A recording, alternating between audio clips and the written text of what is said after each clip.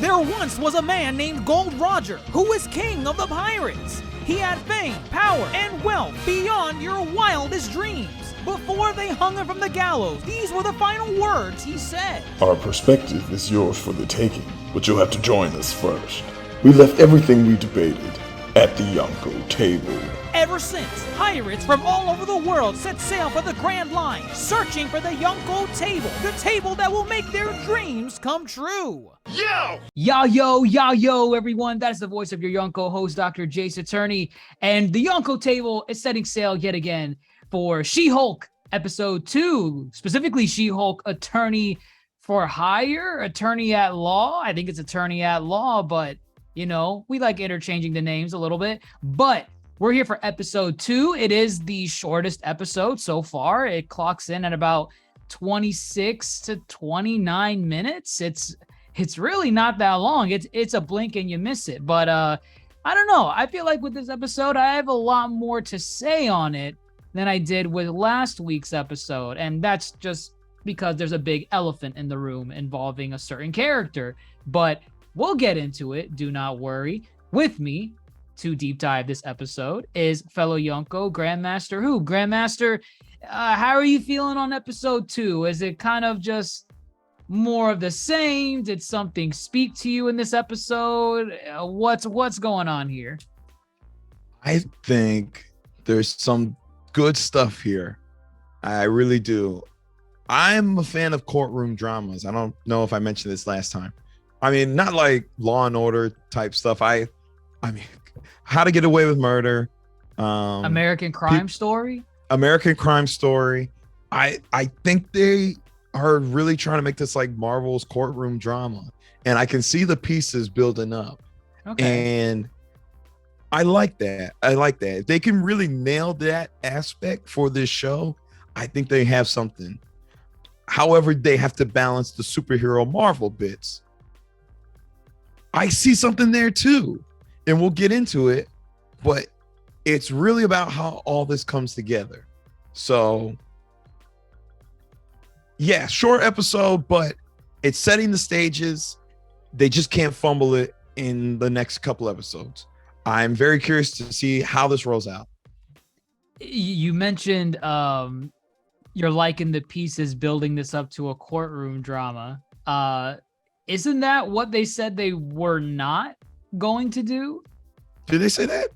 Yeah, wasn't that didn't one of the writers come out recently and they said, oh, we don't have the skill set to do an engaging courtroom drama because initially we were going to do the entire series of She-Hulk being the trial case for Emil Blonsky.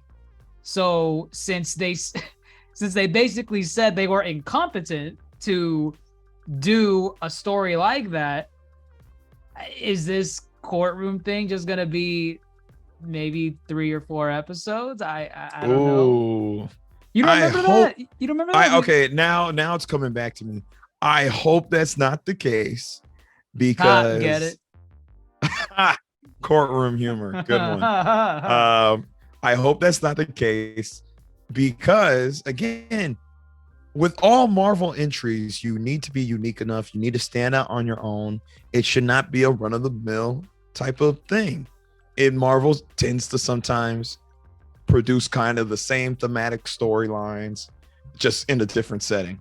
They have a real shot here to be thematically different and just entertainment different. Like if they can nail this courtroom stuff, I think She-Hulk might be like better than a lot of other recent entries. But from what you're telling me, if they're not going to lean into that, that's very disappointing. I think they should have brought on some, hey, you've been writing on Law and Order for 7 years. Yeah, come on over here. I don't get that. If you don't have the skill set to write something like that, why don't you reach out and hire people that are? I don't know. I don't. You got the money. You got the money, and I get it. It's not the writers that are the ones that are going out and, you know, soliciting business to like be like, hey, do you know how to write courtroom dramas? Come on board. This is all like a, you know, an executive type of deal, you know, recruitment for Disney or Marvel, whatever. But yeah, I don't know. Like I'm still kind of holding myself reserved a little bit because I did like certain things better in this episode than I did with last week's because I felt like stuff actually happened in this episode. And that's not to say stuff didn't happen last week. You know, you had Jennifer Walters. She got her She-Hulk powers. She's trying to adjust. She's training with Bruce. But like we mentioned last week, it was kind of like we just kind of watched it just to watch it. I feel like this episode was honestly a little bit better despite its length. And again, it goes into the whole Emil Blonsky bit, but we'll get into that. We'll get into that because I imagine that's probably where most of the discussion is gonna come from. So let's dial it back a bit. We pick up from where we left off last week, where a supervillain breaks in to the courtroom that Jennifer Walters is in, and her name is Titania. Okay. She's a super powered influencer. Like that is what they said. They called her because they didn't say like supervillain or superhero. Okay. But they called her an influencer, which is interesting. I feel like something was cut out from this. Like this little sequence. Like again, maybe we'll get more insight into this character later on in the series, but it's just so weird. Like the way it happened, there's nothing that we know about the character or why she did what she just burst into the court. She literally smashed in from the ceiling said, "I'm here." And that's it. And Jen had to take her out. A part of me wants to believe her paralegal, I forget her name. I don't even remember her name either. Best friend paralegal. I think she has something to do with this. Oh, really? You think so? Yeah. I wanted to mention it last week too, but I guess we just glossed over it. Oh, I think I know where you're going with this. Okay, you see how like in the beginning, you think she set it up because she's an influencer? Yes. And she's trying to get Jen some publicity? Yes. Oh, okay. I really think so. And that's primarily because even in episode 1, it looked like she was the only one that was on board for Jen's She-Hulk transformation. She was the only one where she was like, hey, you never know, if we go to the courtroom, if something happens, you could just She-Hulk out. And Jen's like, no, I'm not gonna do that. Oh, wow. I totally missed that. Wow. Now that you mention it. And to follow up on that too, as soon as she smashed in from the ceiling in the courtroom, immediately her paralegal was like, go ahead, transform. As if like go ahead, do it. Like it's happening. And I'm like, you're not even afraid? This person just busted a hole in the wall like Kool-Aid Man style, and you're just like, go ahead, Jen, transform. I'm all smiles right now. I don't know. That to me, there's plenty of red flags to show that I feel like at some point we're gonna get a reveal that the paralegal was in on some of the fame of She-Hulk, like, setting up those moments. And then you're gonna have like, that back and forth between Jen and her, where there's a conflict now because she's like, I had my life all set up. I never had to turn to the She-Hulk and live this whatever life I'm doing right now. But because you set that up, now it caused this spiral of my life where now I have to be She-Hulk for, the rest of the season or whatever. I wrote it myself. I wrote out the rest of the season. At least with their relationship, I called it. I'm calling it. No, I think I see it. So her name is Nikki. I just pulled it up. Her name's Nikki. Okay. Literally the next scene after they do the news bit. The eyewitness is like, yeah, some kind of Hulk chick. She-Hulk. That's it. Exactly. I hate that. That was dumb. I felt like that was way too on the nose. Like, sure. I hated the guy playing it. He was like, wow. Yeah. Right. They got some clown off the street. Right. But I'm glad she's She-Hulk. We didn't take a whole season for her name. She's She-Hulk. All right. But immediately after that, they're going to the bar. And to your point, Nikki was like, come on, they want the She-Hulk. You got to give it to them. Yep. She's kind of playing this. Yes. Could she be kind of acting like an agent of She-Hulk, like She-Hulk's publicist, and, really trying to put her out there and whatnot? Sure. I don't think there's an ulterior motive. Oh, yeah. At least none. Yeah, none presented yet. But she's definitely pushing that. Because, she tells, come on, Jen, give them what they want. And they go into the bar. And, they love the She-Hulk. Everybody loves the She-Hulk. Right. And it's, what a contradiction to Bruce's comeuppance, It took years for Bruce to be accepted by the public. It's very interesting now to watch. Day one. Everybody's like, go Jen, Didn't at the bar, didn't someone say that was kind of like attractive or something? Like something very I thought somewhat, because what we see from the trailers, we know that some people are into the She-Hulk. Yes. Was there a line that someone said in the bar? I thought it was something subtle, and I can't remember it. Oh, I must have missed it. Funny enough, I watched this like twice, and I was going back and forth for TikTok. But twice. I know, and I missed that. I missed that bit. My bad, but I'm sure. Yeah, they're gonna play into that joke. Okay. Later in the season, she is attractive. I mean, CGI aside,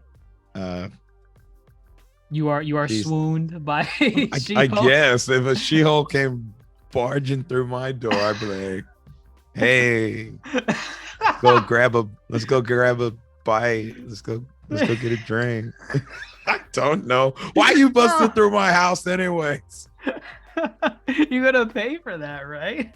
Why are you buying the drink? She just burst down your door. Yeah, I'm just so flabbergasted that I forgot that she literally just put a giant dent in my financials with this hole in the wall. So but yeah, I mean, it's like you say, She-Hulk is she's viewed positively from the community, so that's good.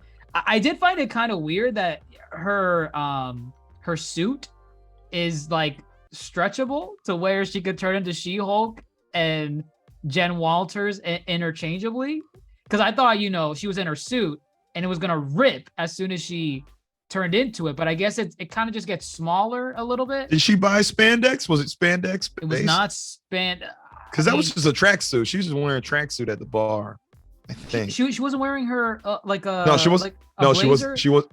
she was not wearing her blazer because it had drawstrings. Okay, then it's in the scene behind you when she's in the office. Oh yeah, here she's wearing her blazer, right, and I'm like, how that thing would have ripped? Like, I don't know, maybe it's like maybe it's like 2 sizes bigger. I think she's buying bigger sizes, but later in the scene she says, I'm gonna have to buy more new wardrobes. Right, I remember because yeah, so this one, I mean, borderline, because the shoes still didn't fit. So I think she listened to Bruce when he said spandex is your best friend. Right. Or material that stretches really well. Yeah. Right. Because God forbid if Bruce did not have spandex pants. Goodness. Correct. So yeah, Jen's at the bar having the time of her life, and then the news drops on her, right? Like, I think it's her boss from her law firm. Yeah, actually, no, not a law firm, because she's a district attorney. Yeah, district attorney, I think. But either way, her boss, the attorney that manages her, came in and is like, hey, good job with saving everyone, but you're fired.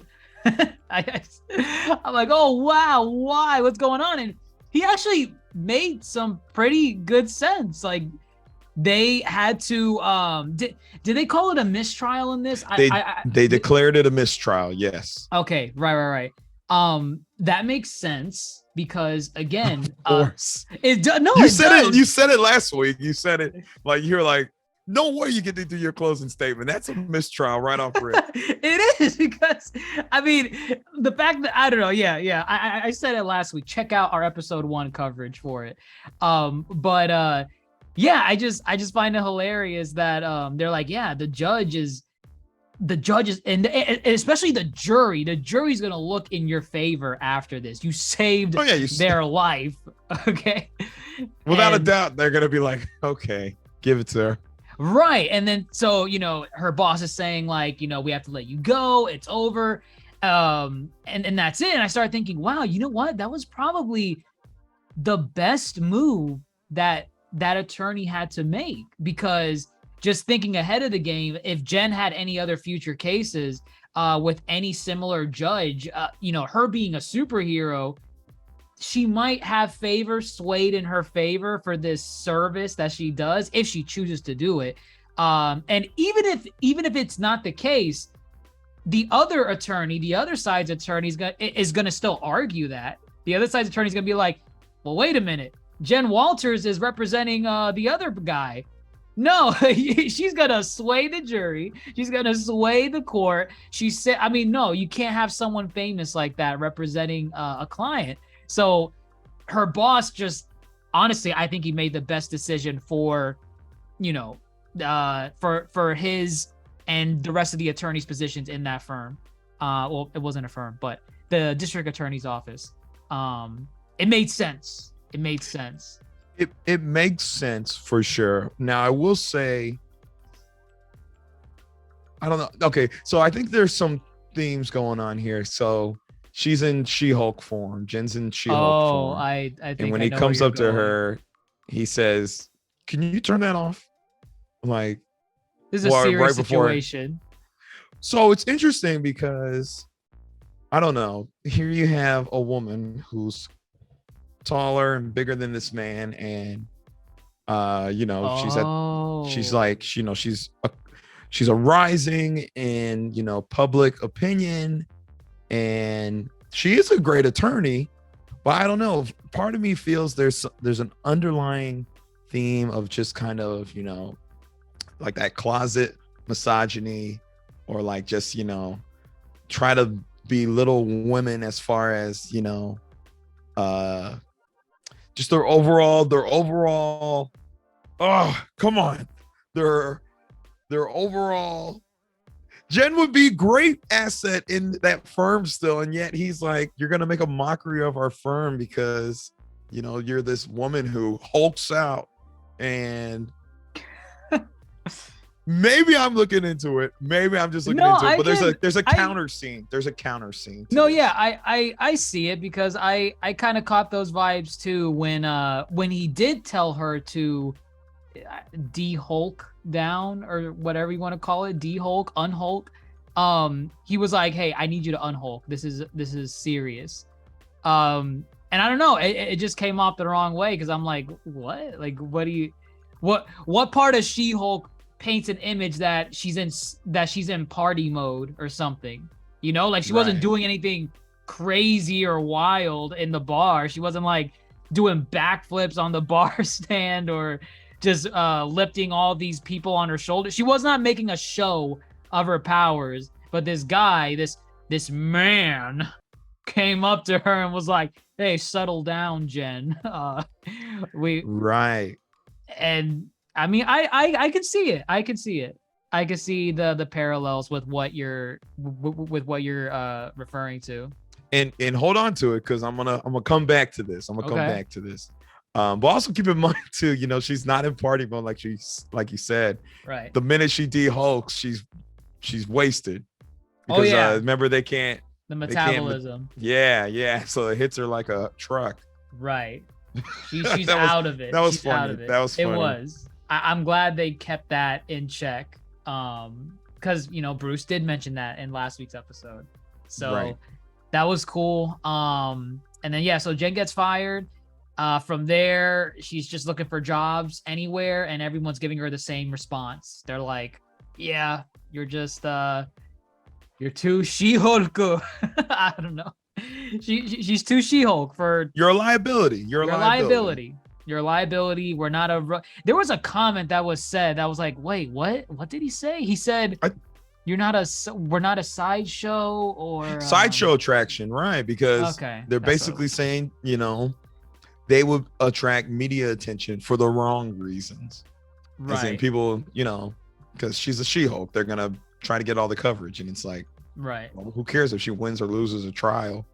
It's like she's She-Hulk. And so they didn't want any kind of backlash that comes with having the She-Hulk as a part of your firm, which I get to a degree. But again, it's just, she's still just a woman and she's in control of the She-Hulk. And that's kind of, I guess, an overarching theme that's going to be going on in the series. Is that she's in very much control, like, and she operates normally. Like, you mentioned that, and I think they went out of their way to do this, but not a single person that turned her away had any fear of her losing control of her powers. So like, as in, like, everyone that either let her go or refused to hire her, not a single person was afraid. Like, can you control your powers? Are we gonna die if you like lose it at like the firm? No one questioned. From what we know, no one questioned whether she is in control or not. They just saw her as like a sideshow. Like, she's gonna bring attention to the firm, and for the wrong reasons. I thought that was kind of interesting. I felt like that was intentional. Actually, you know what? Hold that. I think it's gonna come back into play. Oh no, and you know what? They're calling her She-Hulk, so I feel like the public at this point knows what triggers the Hulk into turning into the Hulk. It's anger, like Hulk mad, Hulk smash. They know what spurs Bruce, yet they see Jen, who is being called She-Hulk, and not a single one questions if she can control her powers like Bruce. Not a single one questions like, so wait, do you get angry when you turn into this? No one's questioned it yet, from what we know. I think there's a message there. I don't know. I think there's an underlying bias they have against Hulks, and then there's a real world parallel. But here, it's going to come to a head in a bit. It's going to come to. Let's keep going. I'm telling you. I think we're about to nail it. We're about to nail it. Okay. Wait, does it involve the family dinner or no? No, the family dinner. Come on, that's pure comedy. But the family dinner provides a kind of like the other side of people's perspective. I'll be honest, I didn't like the family dinner. Okay. I thought it was a waste of time. Was it funny? Yes. I found the family is mad awkward. She's like, Dad, don't tell anybody I got fired. It's like, oh, of course I won't. I didn't tell anyone you got fired. Hey, you got fired. Chad, we met cousin Chad. No, the dad did tell everyone. Yeah, he did. And his logic was, he told her, do not worry about telling the rest of the family that you got fired. I already did that for you, so it won't be awkward whatsoever. I was like, but they're not going to bring it up. And then Chad goes, bring it up. You got fired.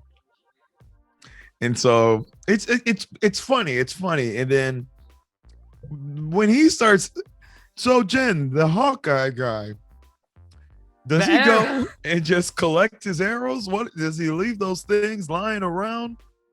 What's up with that? What's going on with as if she's like already in the Avengers because she's the Hulk, Now, again, I think the dad's just being a dad. But the mom too is like, I have a friend named Yusuf. And she's like, Mom, please don't try to set me up. And she's like, no, he's way too young, but he wants to be a superhero. And he's like, well, my daughter's a superhero. This is the stuff she's got to deal with now. And again, she didn't want this superhero life. So it's an interesting juxtaposition as far as, how certain people, like, when she's job hunting, nobody wants a She-Hulk. Right. And you got her family who is quite excited that she's a She-Hulk. Or, kind of they're level. They didn't treat her any different. And then the dad puts it too. He's like, well, Jen, I think he says something like, we're gonna love you no matter what form you take. And we already dealt with a Hulk in the family, so this is nothing new to us. Right. You know? Right. So I feel he might have not liked the scene. It was just needed as far as for Jen's character just to kind of take it all in, that there are, still decent people out there who are not going to treat you any different because of this newfound ability or whatnot. I guess the purpose of it was fine. I just felt like the direction that the rest of the episode went in, it was like, well, what did her family meeting add to that? Oh yeah, you could totally take it out. Yeah, and I'm like, oh, I mean, but I get the purpose. I get the purpose. It's just you got to have comedy in your comedy, right? Your first ever MCU comedy. So okay, that's your forced Marvel comedy bit right there. This one right here, the family segment. Yeah, that was a forced. Come on, it was like we said, it's play for laughs. Is there some heartfelt moment? Yes, but like you said, it's not integral to the ongoing story. Like, take it out, you still have the rest of the story that really, didn't need it. So that is your forced Marvel comedy. Forced Marvel comedy. Dr. Mondo loves it. I think that's why he's a huge MCU fan. So Jen is still down in the dumps. She's very frustrated. She goes to, I always hate scenes that do this. Like, she goes to a bar because she's miserable. So I don't know, man. It's like certain cliches and tropes that just get on my nerves as time goes on. It's like, well, you're going to go to the bar and this is where your life's going to change forever. Because what is it? Mr. Slick. He's like, hey, Jen, I got a job offer for you. Oh, I didn't catch his name. Goodness gracious. He was the other attorney, right? He was. Okay. He was the opposing attorney from the trial, the mistrial. Right. Okay. Their firm of GLK. Oh God, there was another letter. I missed it. I'm off my game. Good. There's a whole nother letter, but yes, he's from GLK and H. That's what it is. GLK and H. And letter H. N? Oh, and H. And GLK H. and H. That's a mouthful. But okay, yeah. So wait, and what's this guy's name? Do we have a name on him? Oh man, I didn't even catch his name. We'll just call him a partner attorney. He's likely a partner attorney. Yeah, for sure. Yeah. So this guy offers Jen a Holloway. job. Sorry, Holloway. That's his name. Holloway. Is he a character in any way that we should raise an eyebrow to? Do you do you know of him at all? I don't. I don't. And I'm really trying not to look into some of these characters. Oh yeah, no, same. Because I'm not privy. Yeah. Right. Yeah. I've been doing it with all the Marvel shows that we've been watching. I don't like going in. I don't like watching the series and then digging up stuff about a character, because then my expectations are here, but then the show's direction might be somewhere else. So right. I'd rather let it be. But if I have prior knowledge of the character, then I want to know what that prior knowledge was. But Holloway comes in, offers a position for Jen as the head attorney for a new division. The head attorney, yes, of the new division. Doesn't say what the division is. Right. It says we have a new division. We want you to be the face. Doesn't even tell her a price, a salary, nothing. Jen's like, sure, yeah. Just let me hire my own paralegal. I'm telling you, that paralegal is going to come to a head when it's... I already have money on it. She set all this stuff up that led to She-Hulk coming out, and she's going to be pissed at her come the... You know what? Penultimate episode, whenever, later in the season. No, again, you might be onto something, because, jumping ahead a little, when they go to her desk, Jen's a little distraught, but she's like, but look at this view, look at this desk, look at this mini fridge. The salary. Come on. They didn't say what salary, but she mentioned the salary's likely great, I imagine. Right. So yeah, she seems to be indulging She's happy in this, and Jen is hesitant. But backtracking, she arrives on her first day of work, and This is where she's going to be the head of the superhuman law division due to the overabundance of superhuman people that have been popping up as of late. Right. And I mean, I guess, at first, and putting myself in Jen's shoes, fine, cool, superhumans. I'm helping superhumans. But the kicker is you have to be the She-Hulk at work, in court, all the time. I don't know. That sounds like a fetish or something at this point. Like, I don't know. Show up. I don't want to see it. Because he said, like, at work. Like, as soon as you set foot in this building, you better look like She-Hulk. You better look like her, walk around like her, do your She-Hulk things. And he looked at her. Do it now. Do it now. Do it now. I don't know, man. That seems like a kink. I don't know. I mean, oh God, I wasn't thinking of kink, but I was like, this is weird. Like, why does she have to be right now? Like, I think it got to kink levels when he told her, do it right now. Like, he was gonna he was waiting for her. He was waiting for her. She's like, go ahead. We ain't going any further until you do it. And she's like, now? You want me to do this now? Right. Oh, okay. And I was, again, because I didn't know what her outfit was made out of, I expected that stuff to tear off. And I don't know. Like, what if she didn't have something that was gonna, fit her She-Hulk form? Was he gonna tell her to, and then he would have been okay with it? Oh, tell her to go home and change? No, I think he would have been fine. Just, hey, you can stay. It's fine. You can stay. As a matter of fact, no, you will stay. You will stay. Oh, like you think you would have like? Like, I feel like she would have said, no, it's fine. I think I should go and change, back home real quick. And he's like, no. You stay here. Don't worry. It's just your first day. I don't know, man. But listen, the domino effect, the reason why I'm there right now is because he literally stopped in his tracks and said, do it right now, in front of me, in front of everyone else. And she did it. She turned into She-Hulk. Her clothes thankfully didn't rip, and she has to stay in She-Hulk form the entire time she's there.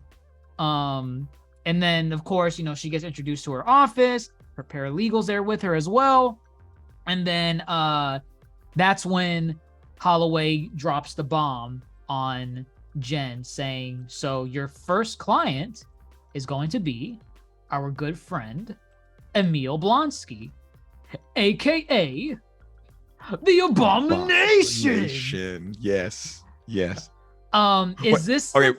Go ahead. I'm sorry, go ahead. I was gonna say, is this the first, what's the actor's name again? Tim Roth. Is this the first time we've seen Tim Roth in the MCU as Tim Roth since Incredible Hulk? As Tim Roth, yes. Okay. Now I know we've seen Abomination, obviously. We have, and they did say he did the vocal work, like the grunts and ADR, for his scene in Shang-Chi. They said that was him.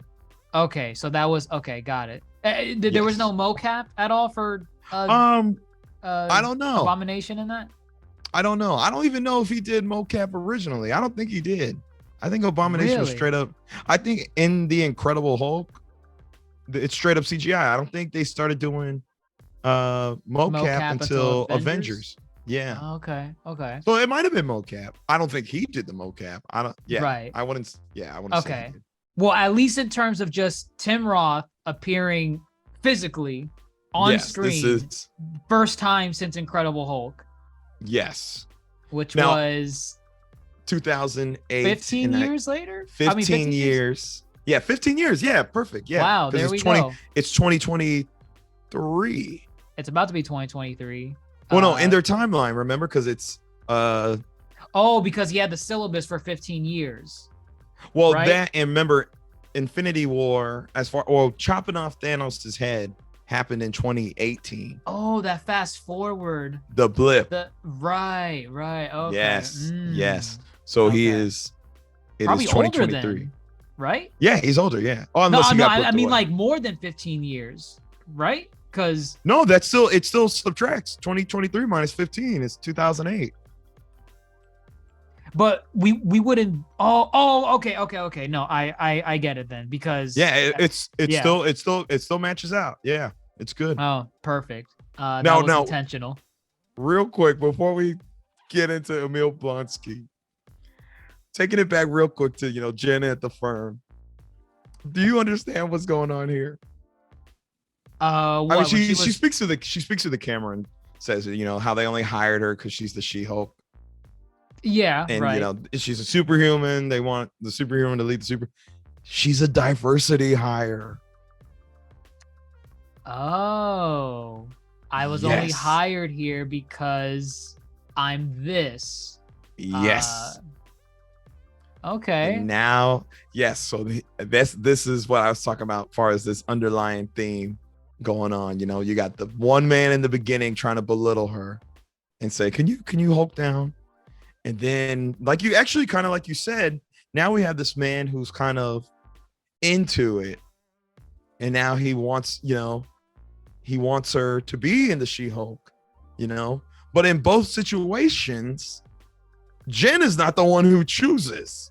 It's men telling her or asking this of her, and she doesn't get to choose. Now, on top of being diversity hire, she mentions how she's qualified for the job, but now people only think she got it because of who she is. And so now she has to go the extra length of proving herself as a capable attorney. And then, of course, the Marvel aspect where she has to prove herself as a She-Hulk. But the underlying whole thing is people are now, it's a parallel, man. She's a diversity hire. You really like this diversity hire. Well, I think that's what they're going for. They're trying to reel it back into the real world, Oh, and oh my gosh, keep in mind when she's She-Hulk, she's controlling her anger the whole time. Like when that dude told her to transform, she's angry. She's mad. She does not like this. So it's an interesting layer presented here. Watching Jen battle the wants of men in order to survive and cope in the patriarchy. I was gonna say that, the patriarchy. Correct. So I just wanted to throw it out there. And now back to Emil Blonsky, because this is good. Okay, go ahead. No, go ahead. You're on it. No, that's it. Hold that thought. Let's go into Emil because I'm gonna bring it up again with Emil. Okay. So Holloway reveals you're gonna represent Emil Blonsky. Jen, as a good attorney should, said, no, there's no way. Like, I have a conflict of interest. Emil tried killing my cousin, Bruce, 15 years ago. Holloway said, oh yeah, don't worry about it. We got a waiver of conflict of interest. Emil signed it. So there's no worries about, him coming back and saying, oh, she didn't represent me, to the best of her ability because I tried killing her cousin. And Jen's still like, no, like I'm not, I don't want to do this. Like, can you give me someone else? I will represent anyone else. And Holloway's like, this is all we got. Like, if you don't take this, I mean, get out. Essentially, right. That's basically what it was. So Jen understanding the situation. I think Holloway presents like, well, okay, you know what? How about you go meet him? See, have a conversation with him and, let me know your decision after that. So Jen's like, okay, fine. Let's go to this maximum security prison. I feel like this might be a section that you're talking about where she's about to go into the prison, and then the security is like, better Hulk down. Oh, actually, young lady. See, I forgot about that. This adds to it too. Here's another person go ahead telling her to Hulk down. Wow. So okay, is people telling her when to Hulk up and Hulk down? That's okay. Okay, got it. Right. I could see it. So they tell her, and I mean, there's a reason why they're telling her to Hulk down, but still the parallel is there. You have different segments of society, whether it's her boss at work or a security guard at a maximum security prison for superheroes, or I'm sorry, of supervillains. They're telling her what to do. They're telling, she gets there, they tell her to Hulk down a bit. She's like, oh, well, great, I guess I'll Hulk down. So she hulks down. And she goes in to see Emil. Tim Roth in the flesh. That was nice. Very nice to see him again. I had a feeling this was the first time, like you mentioned earlier, since Incredible Hulk, but I was like, was there like no other time he appeared? No other time. Okay. It's crazy. Again, just Abomination. Just as Abomination, which is what... Well, we mentioned it last week. Right. It was almost like they tried to erase the Incredible Hulk, like completely. Oh, yeah. It felt like that. And again, I mean, when we did our Marvel tier lists, and y'all could go check that out, our MCU tier list. Y'all jumped on me for being such a fan of the Incredible Hulk. I think it is a good movie. It's not, but I think it had a great fight scene at the end. I beg to differ. Wow. But yes, they are now trying to do right by the Incredible Hulk and any kind of trailing storylines that might have came from that movie. Do you think they're ever gonna bring back the leader? Not the leader who? Oh, that's his name. Oh, right, the leader, right. Yeah, the guy with the brain thing that they teased at the end of Incredible Hulk that we never saw again. Okay, so what is this? This right now is She-Hulk is shaping up to be a pseudo sequel to the Incredible Hulk, especially for however long they choose to run this Emil Blonsky story. You think he's gonna be an end credit thing at some point? Could there be an appearance? Very possible, and it depends on how many elements they pull from Incredible Hulk. Okay, so it's very possible. Well, you're speaking of elements. I'm kind of jumping ahead a little bit, and I want to say this because I know I'm gonna forget, but just real quick, I'm gonna jump ahead. Jen does not feel right about representing this guy. She has to think about it. Because I do want to get into the conversation that they had, but she calls Bruce later and she's asking for his permission, right? She's asking for his permission, saying, hey, you're not the type to hold a grudge. I think I should represent this guy. It seems like he turned over a new leaf. You're not going to be mad, are you? And he says, oh, Jen, of course. Like, you already made up your mind. It's okay. That was so long ago. I was a completely different person. He says, literally. Literally, yes. He says, literally. I mean, that was, as a comedy, that was funny. It's meta humor, but it also works because he is like Smart Hulk now, and he is an actual different person, like within the story. Character-wise, he is changed, right. But on a meta scale, yes, that is a really clever joke they did, because that's the first time they've made a reference to Edward Norton without making a reference to Edward Norton. They've never, I mean, and I get why they wouldn't, like, they don't want to break that illusion that Mark Ruffalo is not the Hulk in the MCU. They, they want to keep that as a constant, but it's just nice to see that we're so far along in the Hulk's journey in the MCU at this point. It's like, just make the nod, make a nod, right. Make a little wink. No one's going to lose it. Everyone knows Mark Ruffalo is the Hulk. So I did like that. That was funny. I like that. I like that too. I mean, we might as well talk about that real quick, since we're on the subject.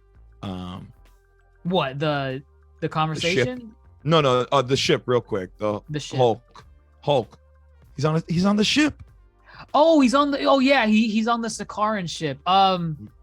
I don't know how he had signal out in space to be calling Jen. I don't know. Yeah, I thought about that too. Yeah. And then they try to play it off as, once he took off into deep space, he's like, he just hung up all of a sudden. I'm sorry, that's not how it works. You would not have been able to listen to him even when he was in space talking to you. But I have no idea. whatever. idea. Alien tech. They'll just throw it away like that. Yeah, I imagine maybe he made a giant satellite phone. I don't know. Right. But where's he going? What's he up to? What's he doing? Why is he going? Is this again? That was a Sakaran ship. Mark Ruffalo recently said he's all game for a World War Hulk. Ooh. So is this like a one and done? We're not seeing the Hulk anymore, or because I don't know. In the promotional material for She-Hulk, we've technically seen all the scenes of Bruce Banner already in She-Hulk, because all they would show were the training montages when Bruce was trying to teach Jen how to control the powers. Right. So maybe that's because that's all the Hulk footage we're gonna get in She-Hulk. Maybe very okay. There's that theory stands. It works because again, this is not his show. It is a pseudo sequel to his film, and again, it is there is no She-Hulk without Hulk. So although this is her story, I imagine he still will play a part. Will we see him again? I don't know. I would hope so, at least maybe like towards the finale. And maybe he talks about where he's been and whatnot. But I also feel they're also setting up something here, whether it be, I know, like Mark Ruffalo did state he wants to do like a World War Hulk whenever. Right. But I don't know. Maybe they're just setting him up to appear in a movie down the line. We got a lot of movies on the slate. Great. I mean, maybe it's a role. I mean, maybe it's like akin to Hulk being in Ragnarok. At this rate, the only thing I can see is Hulk appearing in the Marvels.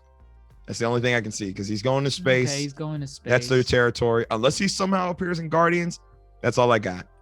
Ooh, Guardians. That's all I got. That's right. They're all stretches. I mean, Guardians probably a bigger stretch, but that's all I got. But they're setting something up here, and I don't think it's setting something up within the realms of She-Hulk. I think it's just for something completely separate, like not correct. I think it's something a lot bigger. But I guess kind of just making it so She-Hulk takes the reins of her show rather than it being the Hulk. You're always wondering like, when's the Hulk gonna come in? I want to see Bruce. Well, actually, thinking about now that you said it, thematically speaking, it's like it's passing the reins to She-Hulk as far as, okay, Blonsky is your problem now. This is your story now. All right, me and him, we made peace. He wrote me a nice letter and a haiku. We're good. Now it's your time with him. Passing of the torch. That's what it felt like. The torch literally being Emil Blonsky, a whole ass person. That's funny. Yeah, actually, I think that's actually what that was. So yeah, I'm okay if we don't see him again. I would like to see him again, probably towards the finale, but I'm okay. I'm okay either way. I'm okay. Yeah, he kind of served his purpose from what I know what that purpose is, which is to train Jen. And that's it. We're done with him for now. Going back to Emil's conversation with Jen, were you buying it? Were you buying the okay? I have remorse. Okay, go ahead. Oh God, I know we're on the conversation. Okay, well, I'll bring it up later because I'm really upset that this is a damage control prison. Oh no, it is. It is. Oh. You see what I'm saying? You see my problem? You see my problem? Well, wait. Oh, I mean, I'm just indifferent because it's damage control and the inconsistency of damage control. Because in Miss Marvel, they're presented as some fluke of a government. Right. And over here, you got a maximum prison that can lock down Emil Blonsky, the Abomination. Who is not to be scoffed at. He's the Abomination. He's like up there with like Hulk, with Hulk in terms of strength. He's really high up there. Right. So I'm mad at Marvel for the inconsistency going on with damage control. Like I'm really mad. And if y'all don't know what we're talking about, tune into our Miss Marvel episodes to hear our dislike of damage control as a whole. But am I buying him? Okay. Yes and no. Okay. So give me Give me the yes. Why do you buy the yes? All right, the yes. Was it a government order? Yes. Okay, right. So Right. his side of the story that he's telling Jen, why he did what he did. Isn't there truth to that? You know, There is truth. They brought government him order injected him. on. Yes. That's what made him kind of go gun crazy, right? Was the superhero serum? Okay, so and as a fan of the Incredible Hulk, I can speak on this. Oh yeah. I All bet. right. So his first encounter with Hulk in 2008, he called the Hulk's power, I believe his words, I'm pretty sure he said it was awesome. He said it was awesome. Like when they were in the factory and Hulk was like kicking all the stuff at him, soldiers, you know? Yeah. Right. He was like, he was amazed at it. It wasn't out of fear. It was like out of Actually, wait, no, I thought he was in fear because when he went to confront General Ross about it, he was pissed. Okay, he was like, my men pissed. went in blind. Yes, he was pissed that Ross did not tell him what they were actually up against. Like he just told him, you're gonna get this fugitive Bruce, but then he completely left the idea. He did not tell him Which that is he's so a raging Hulk monster. That's crucial. That is so That's so crucial. So that's why he was pissed. But when he was talking about the power, okay. So again, like he said, because the way he interpreted too was that Bruce had somebody with him. He didn't at first realize that was Bruce. He thought that was didn't? like he didn't. It was Ross who said that was Banner. Oh no, okay, right. Okay. I do remember that scene. Yeah, Ross was the one that told him. Okay. So then the dude gets the idea in his head. He's like, wow, geez, you can turn a dude into that? That's incredible. Gross. Right. And so he also gives them the backstory of that Banner was working on recreating the super soldier serum. And then they, Ross pretty much offers because no one has been able to recreate the super soldier serum verbatim. Was that what caused the Incredible Hulk in the MCU? They were trying to replicate super soldier serum? In the MCU, yes. He was trying to recreate the super soldier serum. Bruce Banner was. Bruce Banner. And I believe this is derived from the Ultimate Comics. I'm pretty sure that's what Bruce Banner was always working on. And again, comic book nerds, correct me if I'm wrong. Every other iteration of the Hulk he's experimenting with Gamma. Okay. But in this, he was experimenting with Gamma to recreate the super soldier serum. Now, goodness, Darce loves all this interconnectivity. There's a lot going on, and we have to look back at Incredible Hulk. And I know people don't like Incredible Hulk, but here we go. For a good reason, but yes. People have made their own versions of the super soldier serum. We've seen it in, Captain America. We've seen it with Bucky. We've seen it in Falcon and the Winter Soldier, with the serum that they made and the Flag Smashers had and whatnot. But none of them have been Caps. Ross had a serum and he said, hey, Blonsky, you want to take it? Like, it'll give you the extra boost. You might be able to do some damage on Banner, but it's a painful process. Blonsky's power hungry. He accepts because he wants power. That's his whole thing. He wants power. And it wasn't enough. Right? Right. So, government order. Do I buy that? Yes. I buy it when he says, yeah, your government pointed me in the direction. I went after the target who was a threat and I did my job. I'm a decorative war hero. I was just doing my job. But then when he says they pumped me with that super soldier serum and Jennifer goes, wait, that was the reason for your behavior? That was the reason why you kind of lashed out like that? He's lying. Really? He wanted the super soldier serum. He wanted it. But you don't think the serum affected his psyche in any way? Okay, it did, but I don't think to the point where it's like, I want to wreck all of Harlem. But see, he's leaving out details. Do you realize what he left out? At what point? Well, he didn't tell her the super soldier serum didn't make him Abomination. It wasn't until he got Bruce's blood from Dr. Stern, the leader. Yeah, from the leader. And remember, the leader warned him. He said, yo, I don't know what's in your blood. If I put this blood in you, it could be an abomination. Ew. This dude, the moment he meets Hulk, is on a quest for power. So yes, did the government set this whole thing up? Yes. However, he's omitting the fact that he always wanted power. And he went out of his way to get Bruce's blood from Samuel Stern. You know, he's like, I want that.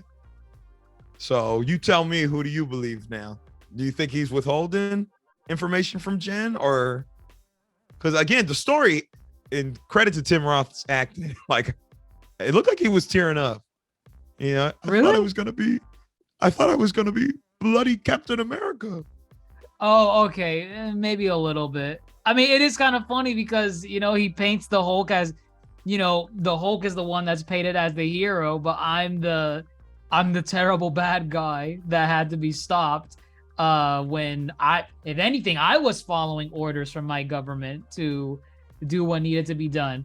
I mean, I guess I'm kind of half, and the half of me that doesn't want to believe him is like, it's Abomination. Like, no, don't trust him. It's Abomination. I don't trust him at all. But then the part that believes it, it's like, I don't know. I felt like he sold the role of the story that he told. Did he leave some things out? Yes. But I feel like he told enough where I kind of believed it. I was kind of like, you know what? Yeah. You know, missing specific details. I kind of buy it. I don't know. I don't know. That's the half where I'm like, yeah, I think he actually is somewhat remorseful. But then the other half is, this is Abomination. It is not like, I'm not going to be swooned over like, oh my God, I thought he turned over a new leaf when he potentially betrays her at some point. I don't know. And that's my thing, is that I do think he is remorseful, but he is omitting details. And so do you think he's going to like spring a fast one on Jen, or? Well, no, see, that's my whole thing. I don't think he's trying to spring a fast one, but that is why I really think they're setting up a really good courtroom drama, because if they bring up any of the points that I just made, you know, what if somebody said, we'd like to call Dr. Samuel Stern to the stand? Oh, and then he comes in, he gets wheeled in on like a wheelchair because the head's too big. Right. And he testifies saying this dude wanted power, you know? Wow. And that's what I'm saying. There are pieces to a really good courtroom drama, because now, again, I'm giving the writers a lot of credit. If he is really omitting, I hope he is omitting those details, and the writers know this, and not just that they forgot.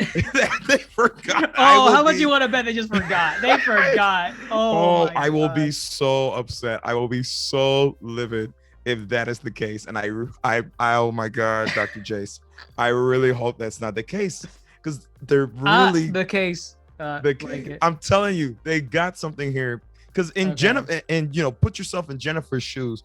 Already hesitant, you know, but what really I think sold her on the idea is Blonsky, when he was talking about, you know, she was asking, you know, can you still turn into the Abomination? Or are you still Emil Blonsky? And he says, I choose not to be the Abomination.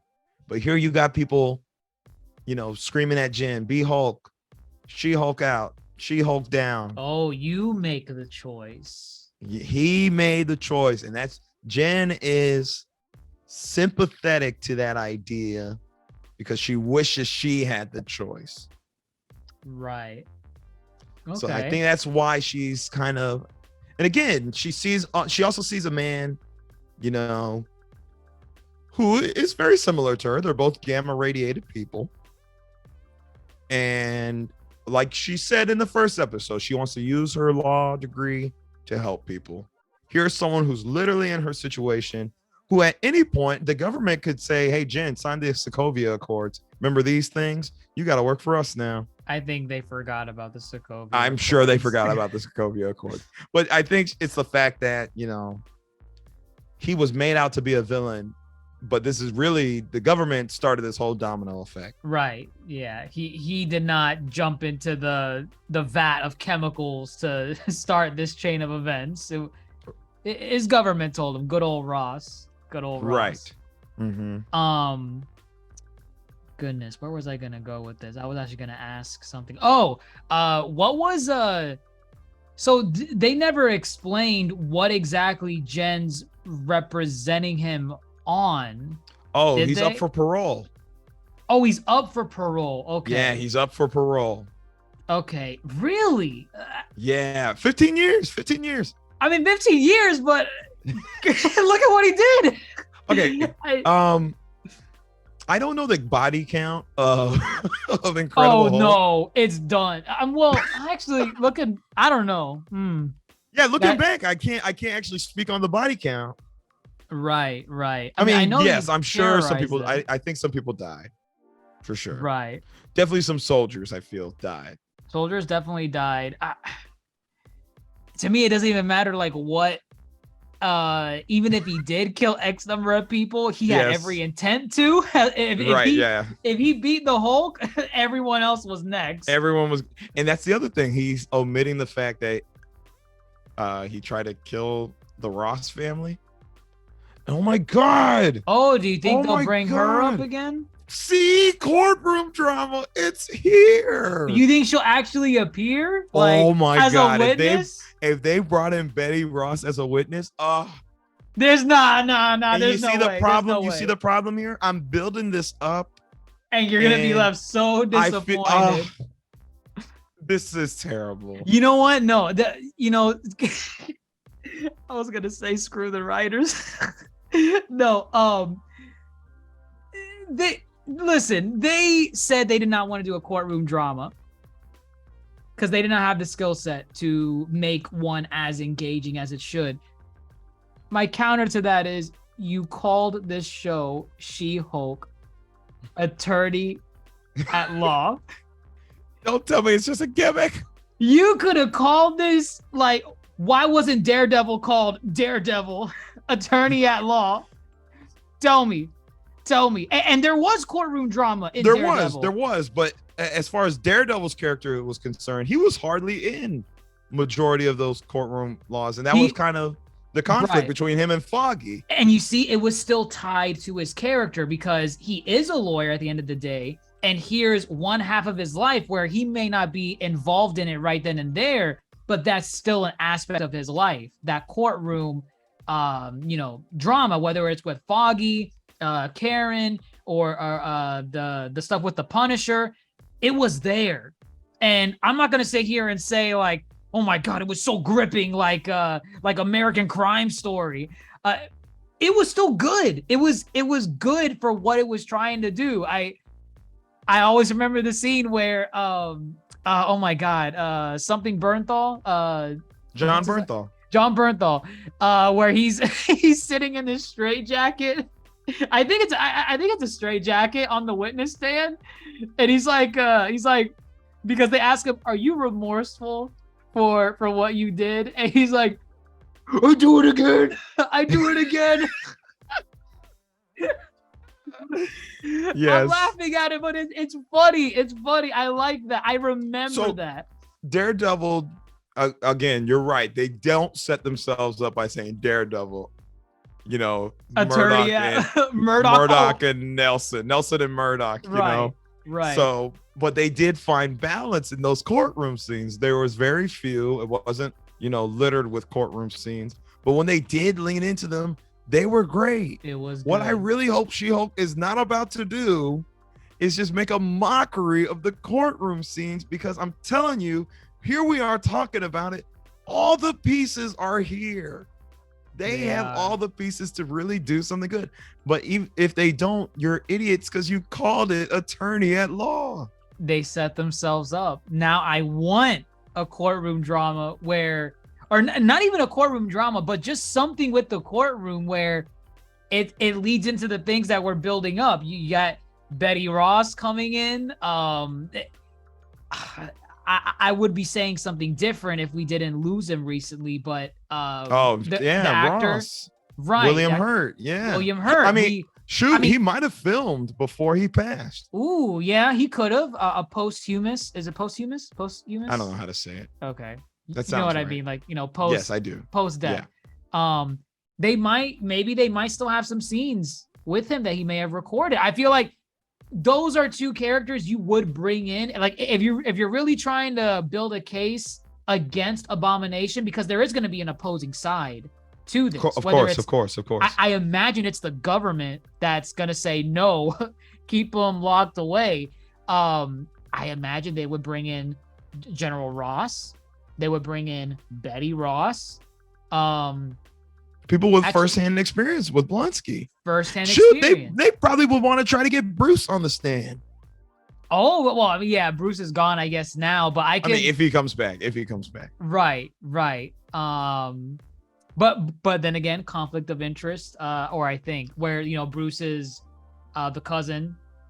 Sure. Okay. Jen. So sure. Maybe not Bruce. It just makes more sense because now he's gone. But you know what? I am building up the hype for it, and it is okay. I am too. And it's okay because we want quality, and that to me is quality. We're not even like pulling stuff out of our ass about where the story's gonna go. This would make sense for the story to go in, but if they don't do it, mid-Hulk. That's what it's gonna be called. I will be so livid. I can't believe we just built this up. It was so easy to build up too. It was easy. It was literally right in front of our face. They had the puzzle pieces there. I refuse to believe they did not see an opportunity like the one that we just saw. If they did not, Disney, Marvel, you know how to contact us. Business inquiries on our social media pages. We'll write it for you. We'll write it for you. God, geez. It's right there on the wall. It is so easy, but who knows? Maybe we're not giving the writers enough credit. Maybe they do have something planned similar to what we're theorizing. Who knows? But knowing what Marvel's been doing recently with some of their shows and movies and stuff, the hype is not matching with what's actually given. Right. So we'll see. I like how this conversation sparked something where it's like, I think we might have written a better show by accident. I don't know. That's rare. It's rare. Sometimes we do just pull shit out of our ass. This one, we know the facts. We got the facts. This one's there. We'll see. They have. Oh, and then the other name, the leader. That's what I was trying to think of. You got Ross. You got both Rosses, and you got the leader who could be potentially heavy hitters in the witness stand if they do something like that. They could. Moving forward too in the MCU, they could be the leader. He's a huge villain. He's a huge villain. He's a big one. And they'd be wrong to not bring him back. Very wrong. I mean, at this point, and I think how do you call it? I remember when we were doing our MCU rewatch for our MCU tier list. Check that out. There's an episode on our MCU tier list. On the podcast, but when I was rewatching the MCU, so we could do the MCU ranking of the movies, I remember just being curious because I completely forgot that the leader was in Incredible Hulk. I was like, wow, I completely forgot, and apparently Marvel did too. I looked at his trivia section on his wiki page, like the MCU version of him. Mm-hmm. Kevin Feige said he has not forgotten him, and he's just looking for an opportunity to bring him back when it makes sense. So Kevin Feige's been asked about him, and I can't remember what year the interview was, but it was some time after Incredible Hulk, and people were asking like, what, this character, he was teased at the end, where is he? And he's like, don't worry, like when the time is right, the time is right. So it could be a legal thing. I believe Universal owns the rights to producing Hulk films. I'm actually now curious to how they got She-Hulk. I feel Abomination's under that banner too when it comes to Hulk characters. So it might just be the character itself and not necessarily the universe. So not like the Spider-Man deal where Spider-Man. It's like everything. It's Spider-Man. Spider-Man. Yeah, everything Spider-Man. Right. Right. Characters, side character, universe, just in general. Maybe it's just they own the. And again, I don't know what the rights are currently, but I know that there was some rights fiascos with Incredible Hulk. Maybe it's just producing a movie about these characters, maybe, and that's why Disney can still use the Hulk, use She-Hulk, Blonsky, but they just can't make a movie about it. That's what I get. I'm just making a guess. I don't know if that's true or not, but we'll wait and see. We'll wait and see what they do with these characters. We got 7 more episodes. Yeah. 7. 7 more episodes. 9. Yeah. All right. Good stuff. And then the last thing that happened in the episode is the Jen turns on the news and Blonsky's in the underground fight club from Shang-Chi. So was this was not like them finding out that he previously went to an underground fight club. It's that he did it right then, right? No. He had already done it. Remember, it's an underground fight club, and if you remember the stipulations to join that fight club, it was either you had to be like a wanted assassin or criminal or sorcerer. But Shang-Chi was only invited because he's the bus boy, the guy who got in the fight on the bus. Right. They don't post their stuff anywhere. Somebody leaked that footage. Like they weren't supposed to record that fight, and somebody leaked it, and so now it's surfacing. And again, see, courtroom drama. This ruins her case. This does, because she was so certain that she was gonna get Blonsky off for parole, and then this happens. It's going to make her case a little harder, and now we know how. I think. Who's gonna try to attest to Blonsky's reform? What? Maybe Wong? Wong's confirmed for the series. If he you is forgot. confirmed. Yeah, there are promos featuring Wong. I honestly don't remember. Oh well, damn, that would have been a nice surprise for you. Wow. No, I'm trying to remember what promos they would have been. I don't even. I think it's more of the recent ones that they show Wong, but. That's why people are saying Wong is the GOAT of Phase 4. He's literally in everything. In everything at this point. I believe it. Now real quick though, there is a theory. I have a theory. Okay. I hate doing theories. We've been doing it this entire time. We theorize the courtroom drama. Go ahead. I mean, that one's based on facts though. Okay. Go ahead. This one's kind of you can read into it or you don't have to. Okay. Blonsky mentions he has 7 prison soulmates. Okay. Who he just wants to retire with on an island that his 7 soulmates paid for. Right. Well, where the heck is he? He's in a prison. He says these are his prison soulmates. Okay. I believe this is leading to the Thunderbolts. The film about them recruiting the villains to right. I think because he is part of the Thunderbolts, isn't he? He is. It's him, US double agent. Zemo. Wait, is it you? No, it's not double agent. It's just US agent. Well, he's not in prison though. But as far as villains go, there's Zemo, him, and I feel those are the only 2 that they've confirmed who are in prison. So okay. Now I know Zemo's probably at the raft. That's where they sent him, I believe. Right. I just feel they're leading up to the Thunderbolts. I'm calling it now. No, potentially. I mean, that is a little. It's a little on the nose. That's very specific, and I was wondering like, where is this going? 7 because he repeated it more than once. He repeated it twice. He did. Right. Yeah, there's 7 longtime lovers or whatever he referred to them as. Yeah, I can see it. Yeah, it could potentially be referring to the Thunderbolts. What the other characters are, I have no idea. But like what we said, U.S. agent, and Zomsky. Wait, who? Zemo. God, Zemo. I was mixing the names, Zemo and Blonsky.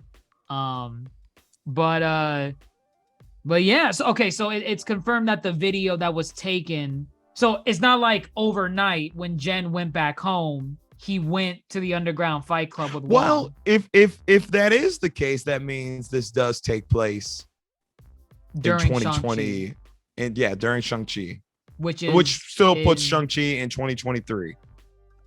Okay, got it. Yeah. So that'd be interesting. Okay. If he went and did that, literally after she's about to take on the parole. Because initially I thought, I did think it was just a recording that they found. Like he had already done it X amount of time ago whenever Shang-Chi happened, and then now overnight they're like, footage just in. Apparently Abomination escaped his cell at one point. I thought that initially, but then I thought the way the news spun it, they made it seem as if he just did it. Like the title was Prison Break, Abomination Prison Break or something. Like they made it seem like overnight this dude broke out, and I don't know. I mean, if it is in the way that. If it is in the way where he did it overnight, I think that's kind of like a cool, I don't know what you would call it, like a tie-in or something, where it's like, wow. So at this moment, as Jen's trying to figure out her stuff with Shang-Chi. Ooh, you know what? Oh my God. Okay, this might have just happened. Because if this happened during Shang-Chi, so as in, like, Jen goes home, right? She's like, oh, Bruce, I'm thinking about representing Blonsky. Bruce says, go ahead, do it. And he takes off in a Sakaran ship, right? Well, actually, wait. No. Because, I was with you. And then I remember Bruce's human form and his arm is hurt. Right. So, I take it back. Yeah. You're right. I had to. You had me. Right. But yes. As soon as I started laying it out, I was like, nope, it doesn't work now. It doesn't work. Right. So, it sounds like a leak.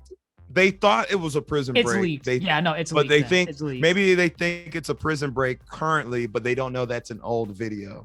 Oh, okay.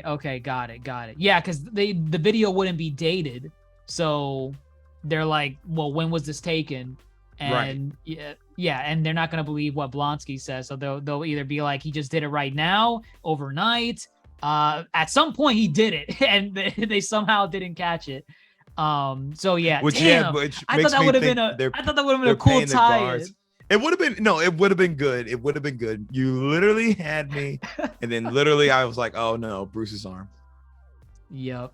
God damn it. Okay. It's okay. Well, I got excited for no reason. Nah, it's cool. It's cool. So yeah, it's we'll see where it goes, but like this is what I was saying before. Like I like what they're building up, but I've just been let down so much in Phase 4 that I don't know if I should be excited. If it was any other moment in the MCU, I would be ecstatic right now. Like, oh my God, Abomination, courtroom drama, Matt Murdock's coming in at some point with the classic suit. All those things will be firing full cylinder, but I kind of just still want to keep myself reserved. I don't want to get my hopes up again with Phase 4. Yeah. No, I hear you. I really like what's being presented so far in She-Hulk. I like Tatiana Maslany as She-Hulk. I think she's doing a really good job. I think she's doing good, yeah. I like everything that we said that they're building towards, but there is a mist of uncertainty due to the mediocrity that we have been. Wait, what? The what? Mediocrity. Mediocrity. Yes. Interesting. I said this last time. Interesting. I've admitted there's a good amount of mediocrity. You never critique Marvel. Okay, sure. All right, whatever. I have hopes for She-Hulk. Let me not put them so high, so potentially I don't fall too hard. That's the name of the game. That's what we have to do for She-Hulk. I think those are expectations. What we want out of She-Hulk. Any idea where we're gonna go next? I guess, like, do you think the court stuff's gonna happen, or she's got to start building her case? Now she's got to start finding a suitable defense against this video. So right. Again, maybe this is where you enter Wong. But again, it's crazy. I'm more interested in this courtroom procedure than her being a superhero. So I wonder. I mean, I'm sure it will happen. I wonder how the superhero-ness and the Marvel-ness plays back into what's going on. So I'm calling in now. Her paralegal's Nikki, right? Nikki. Okay. I bet you Nikki is gonna set something up where she's gonna let loose Abomination for another skit for the She-Hulk to gain popularity, and she's gonna underestimate, like, oh my god, maybe Jen can't handle Abomination. Again, assuming he turns into Abomination and he's actually trying to, be evil again. Right. I don't trust Nikki. That's my theory. I do not trust Nikki. She's way too ecstatic about what's going on with She-Hulk. I think she has some game in this. So I think she let loose Titania earlier, and I think she's gonna try and one up herself by doing it to Abomination, but it's gonna be too much for Jen to chew on to take on Abomination. But she'll obviously win, but it'll take more effort than just punching him once or kicking him once in the stomach and then my tummy hurts. Yeah, he's a powerhouse. He's a powerhouse. Exactly. She's gonna have to step up if that is how that plays out. Right. But yeah, I would say that wraps up our thoughts on She-Hulk. You guys have our theories. You guys know what we expect, and let's see if episode 3 delivers. Episode 2 grabbed my attention. You introduced Abomination back into the story. Emil Blonsky's back in. And you got this interesting dynamic where you don't know if he's telling the truth or not. You don't know if he wants to be reformed. You don't know what 7 people that he's referring to in his pen pal stuff in prison. There's stuff there. There's stuff there to chew on. I just don't want to be left disappointed. I'm tired of Phase 4 doing this to me. But we'll see. You caught my attention, She-Hulk. Let's see if this keeps going as the series progresses.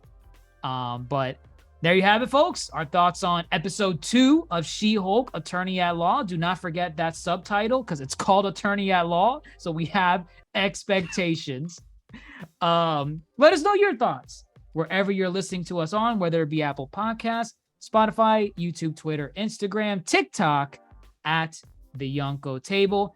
If you want to see your fellow Yonkō's faces, our lovely face of GrandMasterHoop and DrJaceAttorney for this episode, check out the YouTube page at DrJaceAttorney, and you'll get the YouTube portion of this episode of the podcast. And if you want to join the discourse on this conversation, because we're at it every day, join our Discord. Link for that in the description box down below. But with that, everyone, I'm your Yonkō host, DrJaceAttorney, fellow Yonkō GrandMasterHoop, signing off. Take care.